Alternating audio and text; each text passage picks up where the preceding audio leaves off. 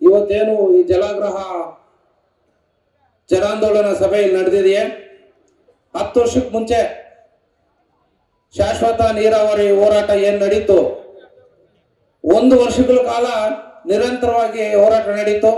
ಸುಮಾರು 368 ದಿನ ಆ ಕಾರ್ಯಕ್ರಮ ನಡೀತು. ಅತ್ಯಂತ ಯಶಸ್ವಿಯಾಗಿ ಆ ಕಾರ್ಯಕ್ರಮ ನಡೀತು.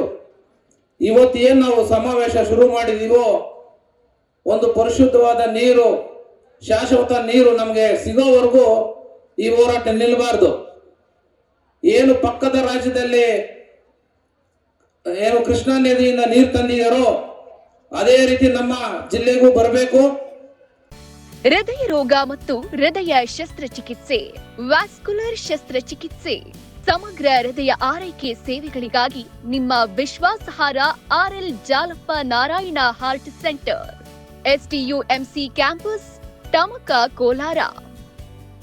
180030090309. ಏನು ಆಂಧ್ರ ಪ್ರದೇಶ ಸ್ಟೇಟ್ ಇತ್ತು, ತೆಲಂಗಾಣ ಪ್ರತ್ಯೇಕ ರಾಜ್ಯ ಆಗಬೇಕು ಅಂತ ಶುರು ಮಾಡಿದಂತ ಹೋರಾಟ, ಉಸ್ಮಾನಿಯಾ ಯೂನಿವರ್ಸಿಟಿನ ವಿದ್ಯಾರ್ಥಿಗಳು ಸತತವಾಗಿ 2 ವರ್ಷ ಕಾಲ ತಮ್ಮ ಶಾಲೆಗಳನ್ನ ಮತ್ತು ಕಾಲೇಜುಗಳನ್ನ ಬಹಿಷ್ಕಾರ ಪಡಿಸಿದ್ರು.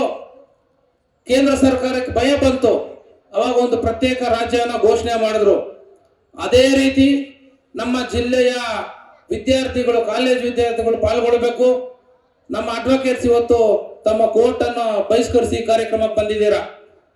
ತಮಗೂ ನಾನು ಧನ್ಯವಾದಗಳು ತಿಳಿಸ್ತೀನಿ. ಈ ಒಂದು ಹೋರಾಟದಲ್ಲಿ ನೀವು ಯಾವತ್ತೇ ಕರೆದ್ರೂ ಸಹ ನಾವು ಬಂಗಾರಪೇಟೆ ತಾಲೂಕಿನಲ್ಲಿ ಜನ ಕರ್ಕೊಳಕ್ ರೆಡಿ ಇರ್ತೀವಿ. ಎಲ್ಲ ಒಂದು ಕಾರ್ಯಕ್ರಮದಲ್ಲಿ ನಾವು ಸಕ್ರಿಯವಾಗಿ ಭಾಗವಹಿಸ್ತೀವಿ.